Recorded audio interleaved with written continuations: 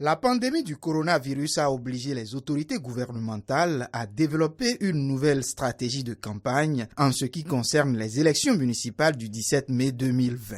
Une campagne qui s'est déroulée pour la plupart du temps à travers les médias. Pour les responsables de l'Union progressiste d'Akasato, c'est une nouvelle expérience et il faudra attendre les résultats pour en juger. Cette campagne, elle est spéciale. C'est la première même dans l'histoire de notre pays que les campagnes se déroulent à travers les médias, les masses médiatiques. Alors, toute chose qui concourt à la modernité est bonne. Nous allons faire l'expérience et voir ce que ça va donner le dimanche prochain.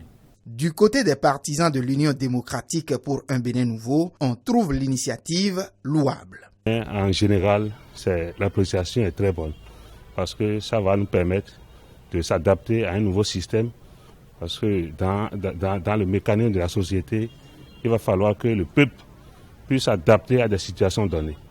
Elle n'est pas mal, nous avons apprécié. Le Bloc républicain est l'un des partis qui vit cette nouvelle aventure. Et de ce côté, cette façon de faire limite la propagation du coronavirus. On vit de l'épidémie coronavirus qui ravage des vies humaines. Au vu de cela, je trouve que la campagne médiatique, elle est celle qu'on doit apprécier pour les élections communales. Au-delà de tout, dans la pratique, quelques difficultés ont été notées à certains endroits. Certes, il y a beaucoup de nos électeurs qui se sont plaints parce qu'il y a des agglomérations qu'on n'a pas pu toucher.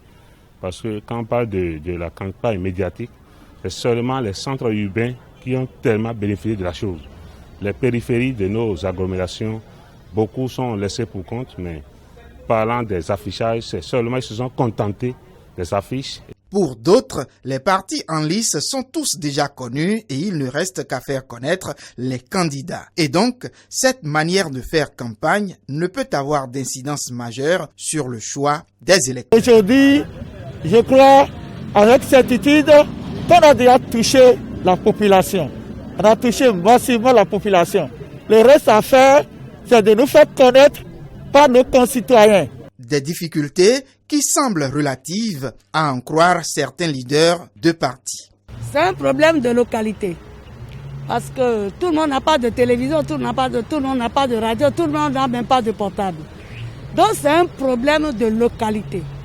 Si le positionnement de celui qui a été candidat est un bon positionnement, sans médiation, je crois que la personne peut être élue.